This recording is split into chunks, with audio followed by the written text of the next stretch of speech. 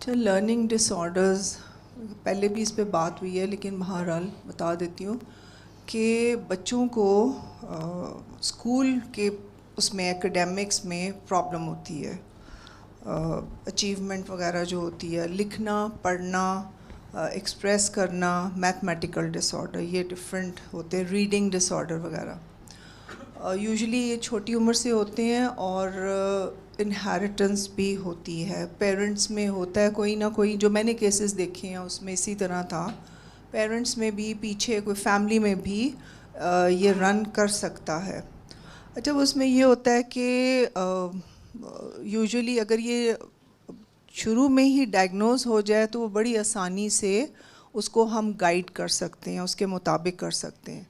اب ہمیں پتہ کیسے چلے؟ انفارچونیٹلی جو آج کل کا ٹرینڈ ہے اس میں یہ ہے کہ چھوٹے سے بچے کو اٹھا کے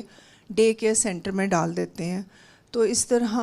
مدرز کو، کیونکہ ماؤں کے پاس ہی زیادہ تر چھوٹی عمر میں بچے ہوتے ہیں، تو ان کو پتہ نہیں چلتا کہ یہ بچے کو بولنے کی پرابلم ہو رہی ہے، یا اس کو کوئی کمپریہینڈ کرنے کی پرابلم ہو رہی ہے، یا کوئی بھی اس طرح ہوتا ہے، یا پھر اسکولوں میں 3 سال کی عمر میں ڈال دیتے ہیں۔ دیٹ از ٹو ارلی کہ آپ بچوں کا ڈائگنوز کر سکو کہ اس کی رائٹنگ سکلز میں پرابلم ہے، یا اس کو کمپریہنشن میں پرابلم ہے، یا اس کو اسپیچ میں پرابلم ہے۔ بہرحال چھوٹی عمر سے پتہ چلتا ہے، اور بچے کا تب پتہ چلتا ہے جب وہ تقریباً 5-6 سال کا ہوتا ہے، اس وقت پتہ چلتا ہے۔ اب ریڈنگ ڈس آرڈر میں یہ ہوتا ہے کہ بچہ پراپرلی پڑھ نہیں سکتا، پروناؤنس نہیں کر سکتا، اور اسکپ کرتا رہتا ہے، اس کے لائن اسکپ کر جائے گا، جلدی میں ہوگا۔ اور کئی تو ایسے بچے ہوتے ہیں جو میں نے کیسز دیکھے بالکل ہی نہیں پڑھ سکتے تھے، بالکل دے کوڈ ناٹ ریڈ، اور اس میں یہ ہے کہ پھر ٹیچرز سمجھتی ہیں کہ شاید بچہ ڈھیٹ ہے، یا سن نہیں رہا، یا شائع ہے اس لیے نہیں وہ پڑھ رہا، اور اس طرح پھر باقی اسٹوڈنٹس بھی پھر مذاق اڑاتے ہیں جن کو اس میں ریڈنگ میں پرابلم ہوتی ہے۔ کئی بچوں کی خیر ویسے اسٹٹرنگ کی پرابلم ہوتی ہے، جن کو اسپیچ کی پرابلم ہوتی ہے۔ اس کے بعد پھر ریٹن ایکسپریشن ہوتا ہے، رائٹنگ کو بہت پرابلم ہے، پی کو بی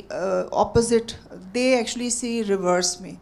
پی کو ڈی دیکھیں گے، ڈی کو بی دیکھیں گے، تو اس لحاظ سے ان کے اسپیلنگز بھی ٹھیک نہیں ہوتے، ان کے بہت اسپیلنگ مسٹیکس ہوتے ہیں، اور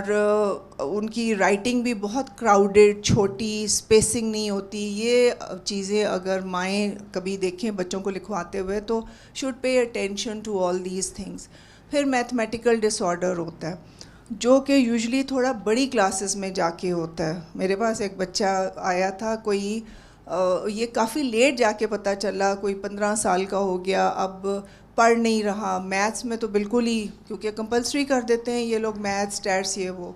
اب اس بچے نے، پیرنٹس کو سمجھ نہیں آ رہی تھی کہ یہ کیوں نہیں انٹرسٹ لیتا، اور اس نے کیا کرنا، اس نے پھر کلاسز بنک کرنی، پھر اس نے دوستوں کے ساتھ مل کے، جو آج کل کے بچوں کا حال ہے، ٹین ایجرز، آج کل نہیں پہلے، بہت پہلے سے بھی ہے، سگریٹ پینے، ادھر ادھر نکل جانا۔ تو میں نے کہا کہ اچھا آپ مجھے کہ یہ میتھس پہ بالکل دھیان نہیں دیتا، یہ فیل ہو جاتا ہے بار بار۔ میں نے کہا اچھا چلے، میں نے کہا چلے آئی ڈو دی ایویلیویشن، میں پہلے کرتی تھی ڈیٹیل، میں آپ کو بتاتی ہوں کہ کیا اس میں ہوتا ہے۔ جب ایویلیویشن اس بچے کی تو اس کو میتھمیٹیکل ڈس آرڈر تھا۔ میں نے کہا آپ جتنا مرضی کر لیں، یہ دوسرے سے تیسرے فگر پہ جا کے ہی can not do the calculations, اس کے ہاتھ میں آپ دیں کیلکولیٹر دیں، اور اس کے ٹیچرس کو بھی بتائیں۔ خیر any way I made report سارے کا سارا اس طرح کر کے۔ بچے میں کیسے پتہ چلتا ہے کہ اس میں لرننگ ڈس آرڈرز ہیں، یا بچہ مینٹلی سلو ہے، یا ویسے جب جس کو کہتے ہیں نا ایموشنلی اپسیٹ بچے جو ہوتے ہیں وہ بھی پھر پڑھائی سے بھاگتے ہیں۔ اس میں آپ کو سب سے پہلے ایویلیویشن کروانی پڑتی ہے، یہ بہت ضروری ہے۔ The earlier you go for it the better it is, the more you can help your child with.